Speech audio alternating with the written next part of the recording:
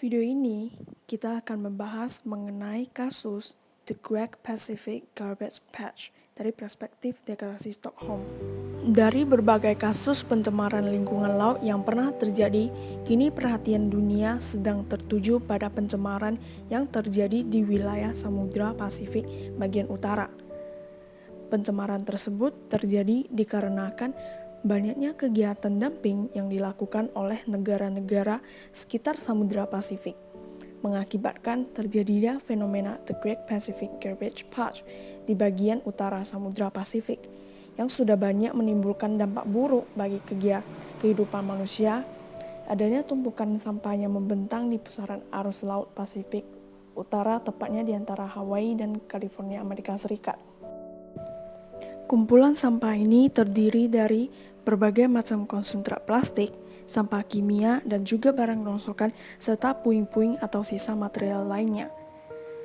Ukuran dan volume pasti dari tumpukan sampah tersebut juga belum diketahui dikarenakan sebagian besar dari sampah-sampah tersebut berada di bawah permukaan laut sehingga tidak bisa dilacak melalui satelit maupun pesawat.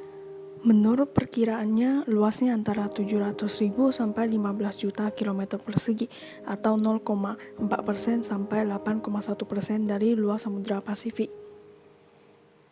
Hingga saat ini, asal-usul atau faktor penyebab terbentuknya tumpukan sampah tersebut belum diketahui secara pasti. Kerugian yang diakibatkan oleh tumpukan sampah tersebut juga belum diketahui secara pasti, baik itu kerugian yang sudah terjadi maupun prediksi kerugian yang akan terjadi bila tidak segera ditangani. Akan tetapi, hal yang menjadi hambatan bagi negara-negara di dunia adalah lokasi Samudra Pasifik yang sangat jauh dari garis pantai, sehingga tidak ada negara yang melaksanakan pertanggungjawaban maupun menyediakan dana untuk pembersihan Samudra Pasifik karena wilayah tersebut berada di luar yurisdiksinya. Dengan kondisi tersebut, yang menjadi pertanyaan adalah siapakah yang dapat dimintai pertanggungjawaban atas pencemaran tersebut. Berdasarkan fakta-fakta yang telah diungkapkan oleh NOAA, Science Service Stewardship, dan National Geographic yang mengkategorikan pencemaran yang terjadi di Samudra Pasifik tersebut sebagai transitory environmental harm. Dikarenakan sebagian besar dari sampah-sampah tersebut berasal dari daratan, yang berarti kegiatan buangan yang dilakukan oleh negara-negara dari daratannya masing-masing telah mengakibatkan kerusakan lingkungan di luar batas yurisdiksinya, sehingga memenuhi kriteria transitory environmental harm apabila dikaitkan dengan letak sampah lautan di Samudra Pasifik. Mengingat hampir 80% sampah plastik tersebut berasal dari daratan, maka negara yang berpotensi untuk melakukan tanggung jawab internasional adalah negara-negara pantai terdekat yang mengapit zona konvergen tempat gugusan sampah, yaitu negara-negara yang berada di tepi Samudra Pasifik, seperti negara-negara Asia Timur, Asia Tenggara, kawasan Oseania, serta Amerika Serikat.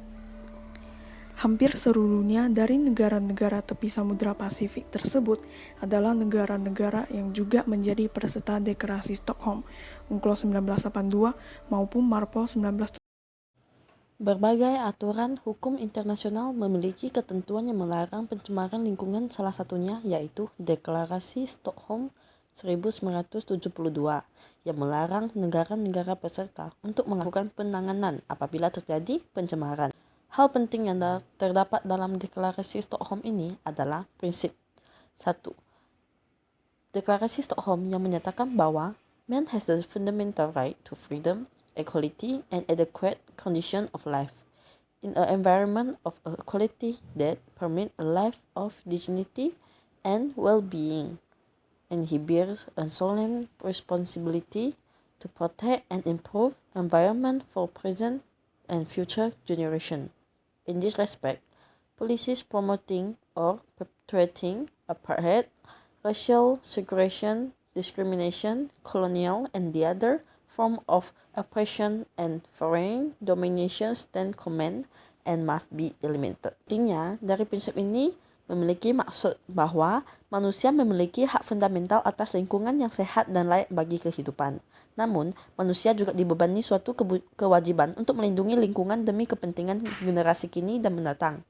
Deklarasi Stockholm 1972 merupakan prinsip-prinsip dasar yang bersifat non-legally binding.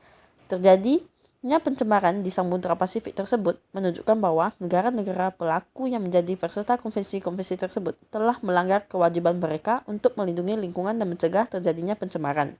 Sehingga sudah seharusnya negara-negara tersebut bertanggung jawab atas pencemaran yang terjadi di Samudra Pasifik. Dalam kasus lingkungan, tanggung jawab yang berlaku adalah liability, yaitu tanggung jawab yang diikuti oleh penggantian kerugian. Karena setiap terjadinya kerusakan lingkungan pasti menimbulkan kerugian material terhadap lingkungan itu tersendiri maupun negara lain. Prinsip 21 yang diatur dalam Deklarasi Stockholm berbunyi, States have, in accordance with the Charter of the United Nations and the principle of international law, the sovereign right to exploit their own resources pursuant to their own present environment policy and the responsibility to ensure the activity within their jurisdiction or control doesn't cause damage to the environment of other states or of areas beyond the limit of national jurisdiction.